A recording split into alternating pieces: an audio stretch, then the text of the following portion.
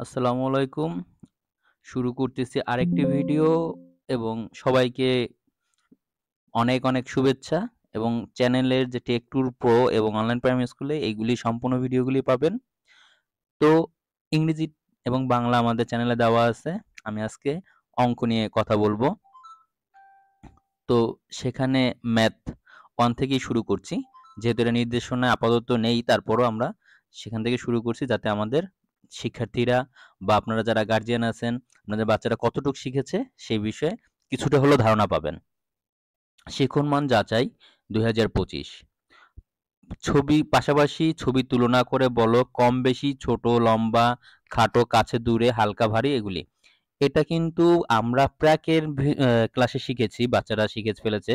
তারপরেও আমরা এখান থেকে কিছুটা দেখব এবং প্রাকটা মূলত কিন্তু তাদের শেখার না, তাদের স্কুলে আনার জন্য যত রকম কার্যক্রম হয় সেটাই। কিছু শিখবে। একদম শেষের দিকে ২-১ টা লেখার মতো আছে। অনেকেই মনে করেন যে প্রাক থেকে একেবারে সব শেষ করে আসবে, শিখে ফেলবে, এরকম না। সে মূলত স্কুলে আসার বিষয়টা যাতে সে সিওর হয়। আমি এমনও বাচ্চা দেখেছি যারা টোটালি এখন পর্যন্ত এই ৪ বছর হয় নাই। তাদের এত পরিমাণ বাসায় প্রেশার শুরু করছে স্কুলের সে স্কুলেই যাবে না। সে যাবে না, টোটালি যাবে না। বাসায় মারামারি মানে ঝগড়াঝাটি, এইটা ভাঙে, সেটা ভাঙে। কারণ তাকে টোটালি একটা ভয় দেখানো হইছে। আপনি যদি চেষ্টা করেন যে আ দরকার নাই বাচ্চাটাকে নিয়ে সরাসরি স্কুলে পাঠানো, খেলুক। ও খেলুক, খেলাই হলো ওর মূল। এরপর সে মাঝে, মাঝে ২-১ টা শব্দ শিখবে। আর আমাদের যারা প্রাথমিকের আছে, আমাদের প্রি-প্রাকে 4 প্লাস এবং ৪ এই 5 প্লাসের আপনাদের ট্রেনিং করা আছে এবং তারা খুব ভালোভাবেই ট্রেন আপ করা। কোনো সমস্যা নেই। আশা করি আপনাদের বাচ্চারা সেভাবে ভালো একটা ফিডব্যাক পাবে। আ এবার কাজের কথায় আসি। তো লম্বা এবং খাটো। তো দেখা গেল যে এখানে আপনার ২ টা, একটা ভরা আছে, একটা খালি আছে। তাহলে কম আর বেশি। তাহলে এখানে একটু কম, এটা বেশি। এখানে ২ টা পেন্সিল আছে, লম্বা বা বড়, ছোট।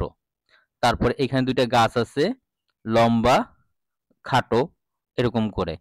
বা এইখানে দেখেন আ গাছের দিক থেকে এটা কাছে, এটা দূরে এরকম করে। এবং হালকা এবং ভারী পাখির যে পালকটা সেটা হালকা, এটা একটা কাঁঠাল যে সেটা ভারী। দ্বিতীয়, গণনা করে বলো। তাহলে আমি এইখান থেকে যে জিনিসগুলো আছে এটা দেখতে পাচ্ছেন লাটিম। আমি গণনা করে বলব এবং বাচ্চারা যাতে গণনা করে বলতে পারে। ১, ২, ৩, ৪, ৫, ৬। সে ৬ যাতে বলতে পারে। তারপর এইটা গুনবে। পাখি আছে দোয়েল পাখি। ১, ২, ৩। ছাতা ১, ২, ৩, ৪, ৫, ৬, ৭। ৭ বলল। ১, ২, ৩, ৪, ৫ এখানে ৫। ১, ২, ৩, ৪, ৪। ১, ২, ২। ছবি গণনা করে সংখ্যাটি বলো ও খালি ঘরে লেখো। এইখানে এই যে ছবিটা দেখে যে পড়বে এবং সেটা লেখার জন্য দেখেন ১, ২, ৩, ৪, ৫।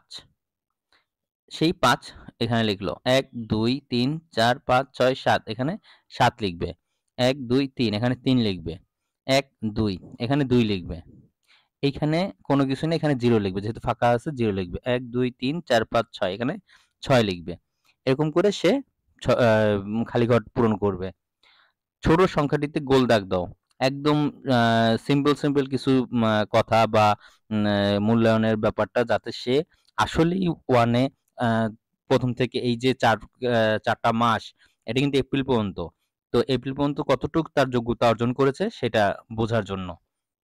তো এটাকে আমি সাধুবাদ জানাই এই কারণে যে এরকমভাবে প্রতি বছর যদি ৪ মাস পর একটু আগে থেকে শুরু করা উচিত ছিল।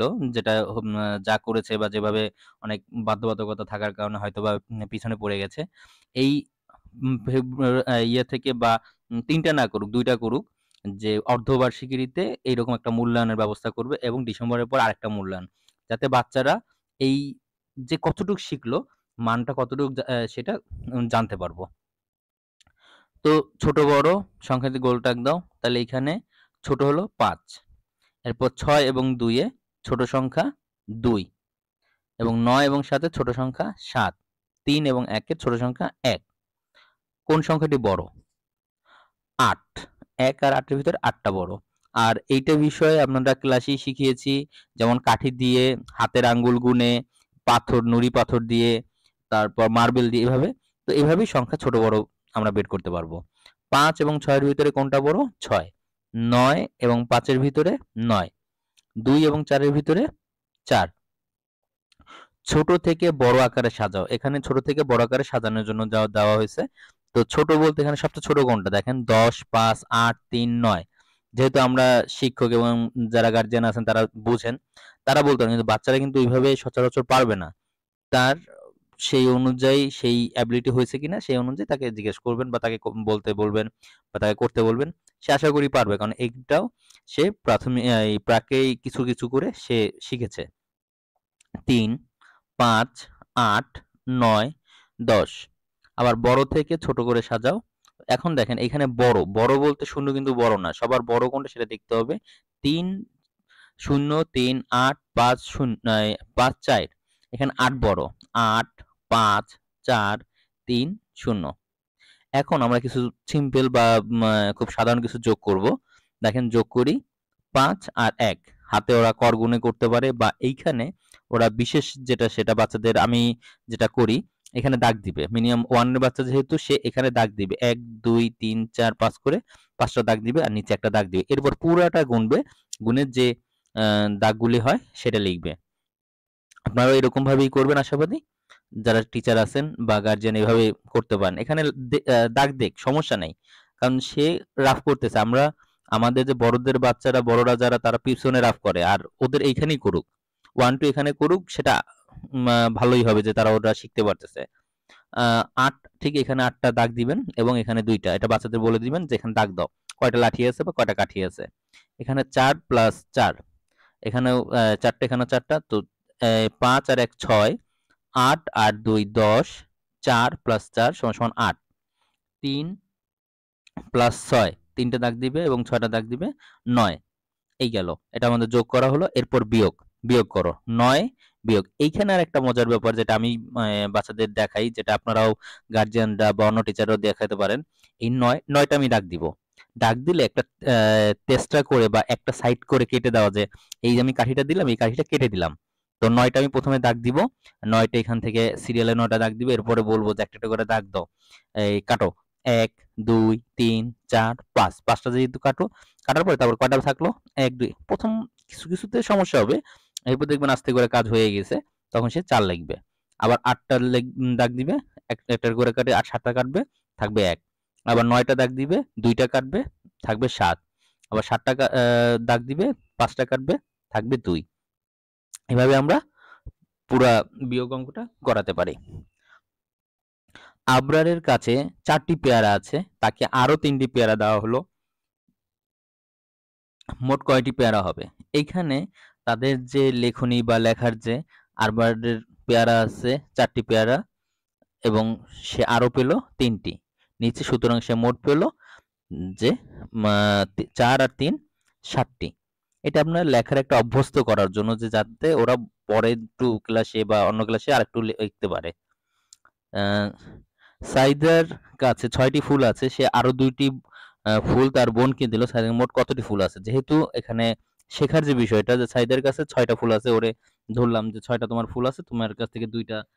কিন্তু এটা আরেকটা করতে পারেন, আপনি তার কাছে 2 টা আছে, তুমি ওরে একটা দাও। তোমার কাছে একটা থাকলো। তোমাকে 2 টা থাকলো, ওরে একটা দাও, তোমার কাছে একটা।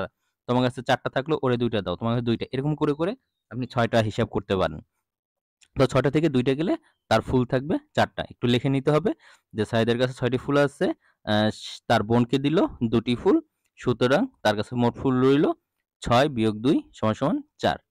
নিচের ছবিতে কি কি আকৃতি খুঁজে পাও বের করো। এখানে কি কি আকৃতি বলতে এখানে কিছু ব্যাপার আছে, যেমন ওরা কিন্তু ত্রিভুজ, চতুর্ভুজ এগুলি বুঝে না বা এগুলি বোঝার এখনো সেইরকম ভাবে আমরা শেখানো হয় না। এটা 2 তে যেয়ে একটু একটু করে শিখবে। তো সেক্ষেত্রে আমরা এই ছবিটাকে খুব ভালো মতো দেখাবো। আমি একটু জুম করে দেখাচ্ছি যদি আপনাদের সুবিধার সুবিধার জন্য ভালো হবে। যে এখানে টোটালটা দেখেন, জুম করার কারণে কি কি দাগ আছে, এগুলি কিন্তু 3 কোণা। সে বলবে 3 কোণা, 3 কোণা, 4 কোণা, 4 কোণা, 4 কোণা, 4 কোণা, নিচেরটাও কিন্তু 4 কোণা, তারপরে গোল, বৃত্ত, গোল, বৃত্ত বলবে না, তারা গোল বলবে। গোল চিহ্ন, এই যে ৪ কোণা, ৩ কোণা, 4 কোণা, ৩ কোণা এরকম করে আছে। তাহলে এইগুলি খুঁজে কি আকৃতি খুঁজে বের করে সেটা। তারপর লম্বা দাগ আছে, গোল আছে। মানে বিভিন্ন আকৃতিগুলি তারা খুঁজে বার করবে। আজ এ পর্যন্তই, আবার দেখা হবে নতুন কোনো ভিডিওতে নতুন কোনো সময়। আল্লাহ হাফেজ। Bye, by.